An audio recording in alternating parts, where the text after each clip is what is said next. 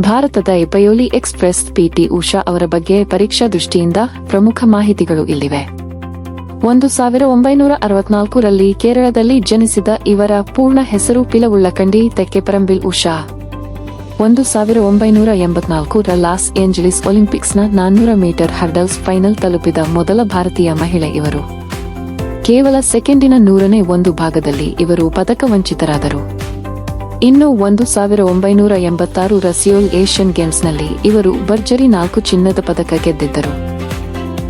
ಇವರ ಕ್ರೀಡಾ ಸಾಧನೆಗಾಗಿ ಭಾರತ ಸರ್ಕಾರ 1983ರಲ್ಲಿ ಅರ್ಜುನ ಪ್ರಶಸ್ತಿ ಹಾಗೂ 1985ರಲ್ಲಿ ದೇಶದ 4ನೇ ಅತ್ಯುನ್ನತ ನಾಗರಿಕ ಪ್ರಶಸ್ತಿಯಾದ ಪದ್ಮಶ್ರೀ ಪ್ರಶಸ್ತಿ ನೀಡಿ ಗೌರವಿಸಿದೆ. ಪ್ರಸ್ತುತ ಇವರು ಭಾರತೀಯ ಒಲಿಂಪಿಕ್ ಅಸೋಸಿಯೇಷನ್ (IOA)ನ ಇತಿಹಾಸದಲ್ಲೇ ಮೊದಲ ಮಹಿಳಾ ಅಧ್ಯಕ್ಷರಾಗಿ ಸೇವೆ ಸಲ್ಲಿಸುತ್ತಿದ್ದಾರೆ. ಜೊತೆಗೆ ಇವರು ರಾಜ್ಯಸಭೆಯ ಸಂಸದರಾಗಿಯೂ ನಾಮನಿರ್ದೇಶನಗೊಂಡಿದ್ದಾರೆ.